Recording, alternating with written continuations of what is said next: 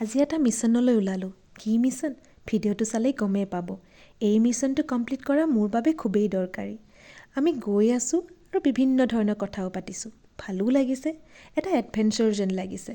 কেতিয়াও এইফালে অহাও নাছিলে, সেয়ে ভাল লাগিছে। প্ৰকৃতিৰ বুকুত এনেদৰে সোমাই পৰাৰ বাবে দেখিছোঁ মানুহবোৰে কিমান কষ্ট কৰে, প্ৰকৃতিৰ লগত কিমান জড়িত হৈ থাকে। আচলতে আমি ঘৰ এটা বিচাৰি গৈ আছোঁ। কাৰ ঘৰ? মোৰ ছোৱালীজনী ৰখা বাইদেউজনীৰ ঘৰ। তেওঁ ঘৰলৈ বহুদিনেই অহা নাই। আৰু বাইদেউ নহ'লে মই যে একেবাৰেই আধৰুৱা। কৰ্মসূত্ৰে নিজকে বহুত ব্যস্ত ৰাখিব লগা হয়। সেয়ে বাইদেউ অবিহনে মইতো চলিবই নোৱাৰোঁ। সেয়ে বাইদেউৰ ঘৰ বিচাৰি গৈছোঁ। নাজানো বাইদেউৰ ঘৰটো ক'ত। কিমানক সুধি পেলাই গৈ আছোঁ। এণ্ড ফাইনেলি আমাৰ ডেষ্টিনেশ্যন পালোঁ। এয়া বাইদেউৰ ঘৰ বুলি ক'লে।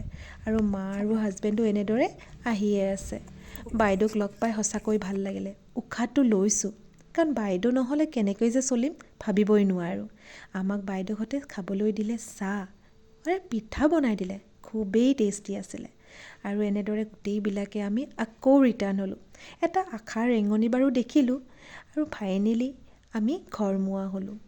আচলতে কি জানে, আমি সকলোকে বহুত ইম্পৰ্টেঞ্চ দিব লাগে। আৰু বাইদেউৰ যিটো ভূমিকা মোৰ জীৱনত, সেয়া মই কেতিয়াও পাহৰিব নোৱাৰোঁ। মই চাগে নিজৰ কৰ্মজীৱনত মই ইমানখিনি আগুৱাইও যাব নোৱাৰিলোঁহেঁতেন যদি বাইদেউৰ অৰিহণাই নাথাকিলেহেঁতেন।